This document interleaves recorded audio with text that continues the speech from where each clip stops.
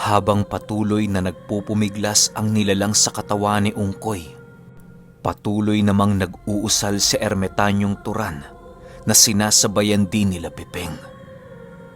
Si Ungkoy noon, halos magkandawala-wala na sa papag nitong kinahihigaan na para bang pinagtatangkaan niyang basagin ang mga pamakong nakakapit sa kanyang katawan. Patuloy din namang pinapalakas ni Tandang Rumar ang mga pamakong yon sa pamamagitan ng pagbaon dito ng mga buhay na salita.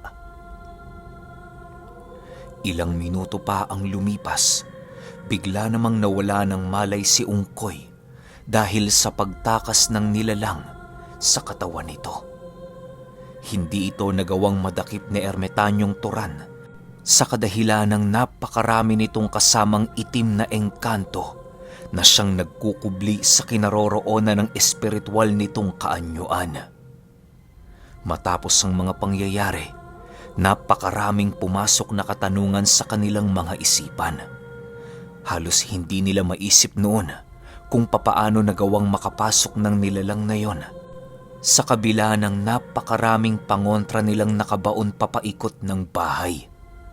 Napaka-imposible ding makalabas-masok nito sa katawan ni Ungkoy sa kadahilan ng hawak-hawak nito ang mutya ng reyna ng mga langgam. Sa pagpapatuloy ng kanilang pagramdam, doon na dahan-dahang lumapit si Ermitanyong Turan sa kinaroroonan ni Ungkoy. Pilit niya itong ipinaupo sa papag nang sa gayoy maging balanse ang pagdaloy ng kaluluwa nito sa kanyang katawan. Maraming paraan para magawa ito ng demonyo. Maaaring merong baon siya sa bahay na ito o maaari namang meron na siyang nalason sa kahit na sino man sa inyo. Pakiramdaman niyong maigi ang inyong sarili. Nasa inyo ang kasagutan ng lahat ng inyong mga katanungan. Wika ni Ermitanyong Turan. Matapos nitong makapagwika, ibinili nitong matulog na muna si Ungkoy upang hindi siya panghinaan at makapagtabi ng lakas kung sakali mang ito ay labis na kailangan. Nang mabili na ito ng matanda, agad naman silang lumabas upang pag-usapan ang mga kaganapan. Kinaumagahan, halos hindi nagawang makapagpahinga nila Pipeng dahil lamang sa pagbabantay kay Ungkoy. Marami na din silang tinawag na mga engkanto noon nang sa gayoy makatuwang sila sa gamutan. Sa pagsapit ng 12:00 ng tanghali, bigla na namang bumalik sa katawan ni Ungkoy ang nilalang na yon. Nagwawala na naman ito habang patuloy na umiiyak at tumatawa. Maya't maya din ang pagbulong nito sa kanila ng mga katagang halos hindi nila maintindihan. Ilang minuto pa ang lumipas, muli na naman nilang ipinako ang nilalang na yon nang sa gayoy magawa na nila itong mahuli. Huwag niyo nang paglaanan ng oras ang katawang ito. Di niyo na mababawi ang kaluluwa ng kaibigan ninyo. Dobleng pag-iingat mga antingero. Kapag kayo ay nakilala ko, pagtatagpi-tagpiin ko ang inyong mga kalamnan para makagawa ng isang nilalang.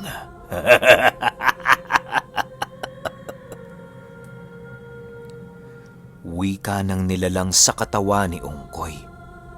Matapos nitong makapagsalita, agad din naman itong naglaho na para bang hindi umuubra sa kanya ang lahat ng pangontrang nakabaon sa katawan ng taong kanyang ginagambala. Dahil sa mga pangyayari, wala nang naisip na paraan noon sila Pipeng kung hindi ang tuntunin ng kinaroroonan ng demonyong nagpapahirap kay Ungkoy. Madali lang naman nilang magagawa ang bagay na yon sa kadahilan ng marami ng nakaamoy na engkanto sa baho ng espiritong sumasapi sa katawan ng kanilang kaibigan.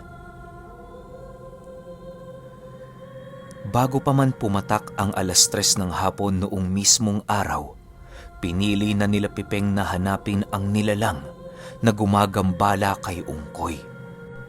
Silang dalawa lamang noon ni Ermitanyong Turanang maghahanap, gawa ng walang magbabantay kay Ungkoy kung pipiliin pang sumama ni Tandang Romar.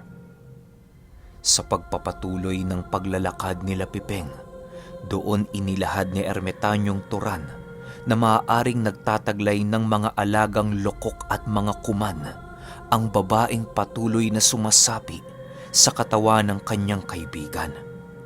Marami umanong klase ang ganyang uri ng mga engkanto at ang lahat ng mga ito ay merong taglay na halos hindi masukat na abilidad at kakayahan.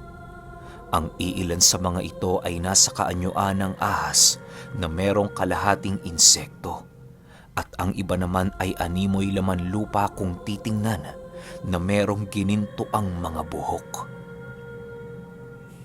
Kung tama ang hinala ni Ermitanyong Turan, maaaring hindi basta-basta din ang karunungang taglay ng matandang babae na nakita niya sa tawas. Kinakailangan nila ng iba yung pag-iingat dahil maaari nilang ikapahamak ang pagtungtong sa lugar nito. Dagdag pa ni Ermitanyo na kagaya ng mga ordinaryong biktima ng barang, nangangailangan din ng sapat na oras ang kanilang kalaban upang tapusin ang buhay ni Ungkoy. Ilang minuto pa ang lumipas, nadapo na nga sila sa sentro ng baryo nila Tandang Romar. May mga konting pagbabago na sa lugar na yon, gawa ng dahan-dahan ng umuusbong ang teknolohiya ng lugar. Marami na ding magsasaka noon sa kanila at mga negosyanteng nanggaling pa sa ibang lupain. Habang binabagtas nila ang daan palabas ng baryo, panay naman ang pagpapakalat ni Ermitanyong Turan ng kanyang mga alagang engkanto. Naghahanap ang mga yon ng bakas na maaaring magturo sa kanila sa kinaroroonan ng matanda. Paglalarawan ni Pipeng sa mga nilalang na yon, animoy isang bungkus lang yon ng buhok kung titingnan dahil sa mahahaba nitong balahibo na halos kumubli na sa kanyang buong katawan. Nasahanay umano yon ng mga laman lupa na merong kakayahang magtunto ng esensya ng mga nilalang na kanilang naamoy o nakita. Marami ding gumagamit na albularyo at antingero sa ganoong nilalang, subalit hindi nila ito basta-bastang napapasunod, gawa ng nangangailangan yon ng pakikipagkasundo at pagsasandugo. Matapos yung mailahad ni Ermitanyong Turan, agad din naman itong ipinaliwanag ng bathala kung kaya't madali yung naunawaan ni Pipeng. Ilang minuto pa ang lumipas, nagawa na nga nilang marating ang dulong parte ng baryo. Wala doong gaanong naninirahan, gawa ng wala doong angkop na lugar na maaaring pagkunan ng hanap buhay. Sa pagpapatuloy ng kanilang pagmamasid, doon na nga nila nasilayan ang isang bahay sa ilalim ng puno ng akasya. Napakadilim ng buong lugar na yon sa kadahilan ng hindi roon gaanong nakakapasok ang liwanag ng araw. Marami ding mga ugat ng baging ang nakatanday sa bubong nito at napakarami nitong mga rebulto ng mga laman lupang gawa sa bato. Habang patuloy itong pinagmamasdan nila Pipeng, bigla namang nabaling ang kanilang atensyon sa kubo nang masipat nilang bumukas ang pinto nito. Pagsilay nila sa taong papalabas, doon nila nakita ang isang matandang babae na merong daladalang sisidla ng tubig. Uugod-ugod na ang babaeng yon, subalit nagagawa pa rin itong magpasa ng mga mabibigat na bagay. Maya-maya pa, lumabas na din ang asawa nito na merong daladalang karne ng hayop. Ilang segundo lamang noon ang lumipas nang biglang magkatitigan silang apat. Sa pagsipat ng dalawang matanda sa kanila, kitang-kita ni Pipeng ang panlilisik ng mga mata nito. Maya-maya pa, biglang ibinaba ng matandang babae ang kanyang daladalang sisidlan at mabilisang naglakad papalapit sa kanilang kinaroroonan. Wala naman sila noong nagawa ni Ermitanyong Turan kung hindi ang maghintay sa itatanong ng matanda sa kanila. Ang buong akala mo ba hindi ka namin matutunton? Isa lang ang nais namin kaya kami naparito. Tantanan mo na si Ungkoy kung ayaw mong magkamatayan tayo. Alam kong ikaw ang may gawa ng pambabarang, kaya huwag ka nang magmaang-maangan pa. Gigil na wika ni Pipeng. Nang marinig naman ito ng matanda, tumitig yon sa kanya ng napakasama habang nagwiwika ng, Halika kayo. Pumasok kayo sa bahay ko. Sa loob tayo mag-usap para maging formal ang inyong pagbisita. Kasabay ng pagwika nito ay ang mabilisan nitong pagtalikod sa kinaroroonan nila Pipeng. Habang dahan-dahang naglalakad pabalik sa kanilang tahanan, sumunod na din naman noon ang dalawa upang pagbigyan ang nais ng matanda. Sa pagpasok nila sa loob ng tahanan nito, laking gulat na lamang nila nang masipat nila ang napakaraming nilalang na nakakulong sa mga garapon. Wala nang buhay ang mga ito sa kadahilan ng lubog na ang kanilang mga mata at hindi na gumagalaw. Wala ding nakikitang altar doon si Pipeng na merong mga figura ng santo at iba pang imahe ng nilalang na nasa kalangitan. Maupo kayo. Isipin ninyong sa inyo na din ang bahay na ito. Matapos nitong makapagsalita, agad din naman itong tumungo sa kusina kung saan naroon ang kanyang asawa. Ang ginawa naman noon nila Pipeng ay ang magmasid sa paligid habang patuloy na nakikiramdam. Sa puntong yon, doon na nila tuluyang nalaman na hindi pala tinatabla ng mga pangontra at puder ang matandang gumagambala kay Ungkoy. Ilang minuto pa ang lumipas, agad namang bumalik ang mga ito sa kinaroroonan nila Ermitanyong Turan. Meron itong daladalang mga karne at tinapay. Tama na ang formalidad. Hindi kami naparito upang makipag-usap sa inyo. Naparito kami para magbigay babala sa inyo ukol sa taong inyong inaalipin. Wika ni Ermitanyong Turan. At bakit naman namin gagawin ang bagay na yan? Magdaan-daan ka sa iyong pananalita, Ermitanyo. Walang sino man na nag-uutos sa amin sa kung ano nais namin gawin. Sagot naman ng matandang lalaki. Kasabay ng pagwika nito ay ang pagtayo naman ng Ermitanyo at ang mabilisang pag-untog ng kanyang tungkod sa papag ng kubo. Matapos niyang gawin ang bagay na yan, agad namang napatayo si Pipeng at ang dalawang matanda. Kayo ang magdahan-dahan. Huwag niyo kong susubukan sindakin. Mabibigo lang kayo. Tayo na iho. Umalis na tayo rito. Mukhang walang patutunguhan ng pag-uusap na ito.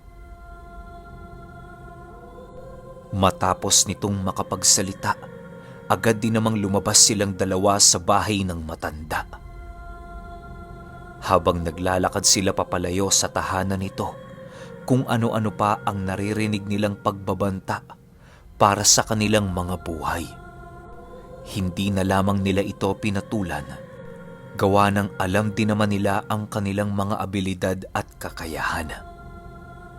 Sa pagsapit ng gabi noong mismong araw, maigi na ang ginawang paghahanda nila Pipeng sa mga maaaring gawing pag-atake ng matandang mambabarang.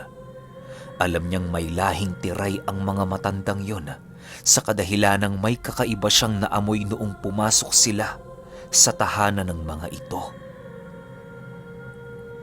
Habang lumalalim noon ang gabi, kung ano-ano na ang ginagawa nilang paghahanda, maprotektahan lamang ang kanyang kaibigan. Nag-alay na din sila noon ng dasal para sa mga engkanto at mga tikbalang na nanananahan sa buong paligid. Maya-maya pa, bigla namang natigilan sila Pipeng nang marinig nila ang mga kaluskos na nanggagaling sa talahib. Nag-uumpisa na din noong mag-iba ang pakiramdam ni Ungkoy na para bang sinusunog ang mga balat nito. Pipeng, aatake na sila. Malapit lang sila. Nang hihinang wika ni Ungkoy. Kasabay ng pagwika nito ay siya namang pagliyad ng kanyang katawan habang patuloy na umuungol. Bumubula na din ang bibig noon ni Ungkoy at patuloy lang itong nakatitig sa malayo. Ilang minuto pa ang lumipas, bigla namang napatahimik sila Ermitanyong Turan nang marinig nila ang pagkarit ng mga kuko ng nilalang sa dingding ng kanilang bahay. Sa puntong yun, doon na nila tuluyang napagtanto na isang ganap na tiray, ang mambabarang na patuloy na nagbibigay sumpa kay Ungkoy. Habang umiikot yon sa kanilang tahanan, bigla namang bumugso ang ulan na sinasabayan ng napakalakas na hangin. Halos mayanig na noon ang kubo ni Tandang Romar, gawa ng animoy isang delubyo, ang bumubugsong galit ng kalikasan. Labis ding ipinag-aalala nila Pipeng noon ang pagtaas ng tubig sa sapang di kalayuan sa kubo.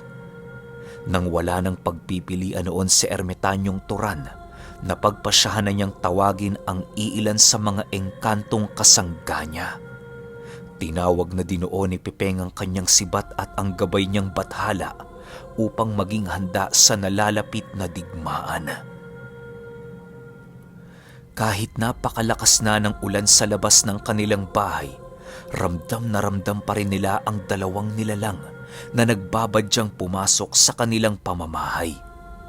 Nang hindi na maatim ni Pipeng ang mga kaganapan sa buong paligid, lakas loob na niyang binuksan ang kanilang pinto upang harapin ang mga nilalang na gumagambala sa kanyang kaibigan. Labis-labis na kasi ang pagkaawa niya noon kay Ungkoy. Gawa ng, kung titingnan, para na itong uod na inilagay sa kawa na punong-puno ng asin. Matapos niyang buksan ang pinto, agad namang pumasok ang napakalakas na simoy ng hangin na merong kasamang ulan. Panaka-naka na noon ang pagbugso nito, kaya na may dali-dali na siyang lumabas upang pagmasdan ng buong paligid. Pagsilay ni Pipeng sa likurang bahagi ng kanilang tahanan, bigla na lamang siyang natigilan nang masipat niya ang dalawang matanda at ang kasama nitong alaga. Ang tanging nakaagaw pansin sa kanya noong mga oras na yon ay ang alaga ng dalawang matanda na animoy pinagtagpi-tagping mga insekto.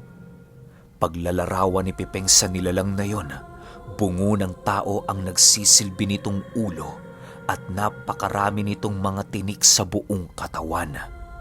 Napakahaba ng buhok nito na halos sumayad na sa lupa at meron itong napakahabang mga balikat. Matutulis din ang mga kuko nito at meron itong buntot na maihahalin tulad mo sa isang kabayo. Malasagagamba din ang mga paa nito na para bang gawa sa pinagtagpi-tagping buto ng tao. Maya-maya pa, bigla namang nagbagong anyo ang dalawang matanda nang masipat nito ang kasamang gabay ni Pipeng at ang kanyang napakatulis na sibat. Kisap mata lamang noon ang lumipas nang makita niya ang paglagas ng buhok ng dalawang matanda at ang paglubog ng mga mata nito. Nalapnos din sa kanilang muka ang kanilang mga ilong at dahan-dahang nawawala ang kanilang mga kalamnan. Bumakat na din noon ang kanilang mga tadyang habang dahan-dahang nagkakaroon ng liwanag ang loob ng kanilang mga katawan. Napunit na din ang mga balat nito sa kanilang mga panga na siyang lalo pang nagpahindik sa kanilang mga itsura. Matapos nitong makapagbago ng kanilang anyo, muli itong tumitig sa kinaroroonan ni Pipeng habang nagwiwika ng, Matagal na panahon ang aming ginugol para lamang hintayin ang iyong pagbabalik.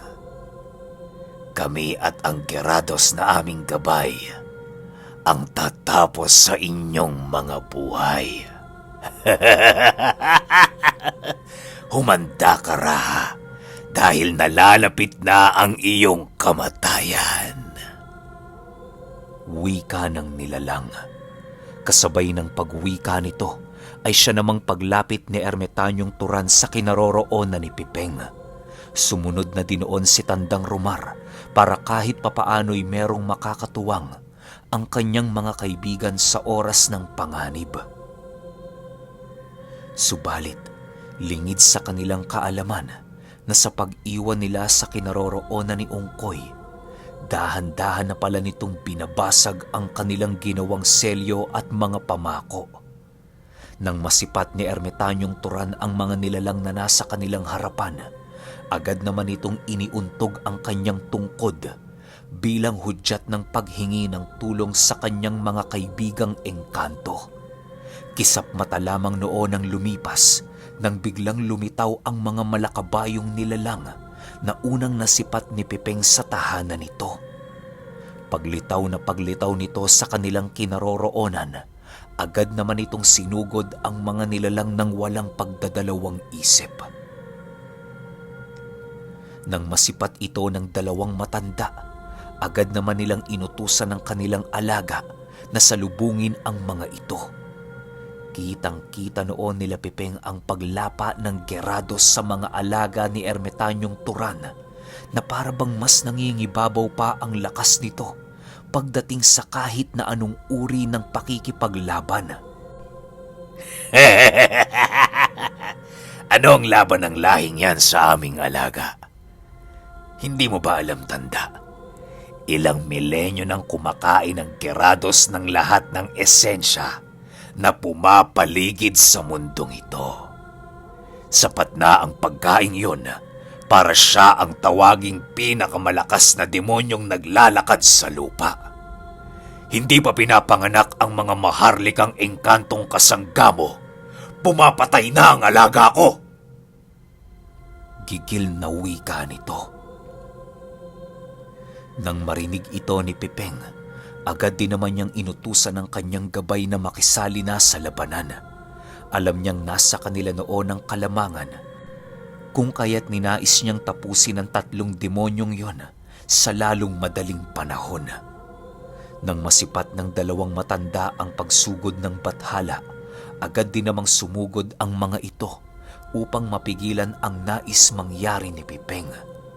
Kitang-kita nila noon ang pagsunggab ng 2 matanda sa bathala na parabang hindi sila naaapektuhan ng nakakasunog nitong pananggalang. Matapos itong masilayan nila Pipeng, dali-dali din naman silang lumapit sa Gerados upang ito ay pagtulungan. Walang habas na pinaghahampas noon ni Ermitanyong Turan ng nilalang na yon, gamit-gamit ang kanyang tungkod na punong-puno ng mga usal. Ayon kay Pipeng, na ang tungkod na pagmamay-ari noon ng Ermitanyo ay halos singbigat ng 10 tipak ng bato na 2 bahay ang laki.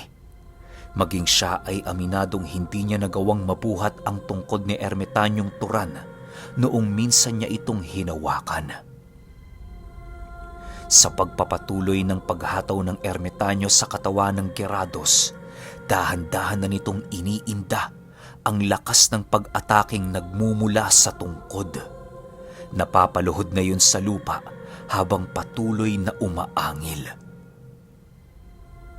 Kitang-kita na dinoon nila Pipeng ang pagkabasag ng bungo nito at ang pagkalas ng isa nitong paa.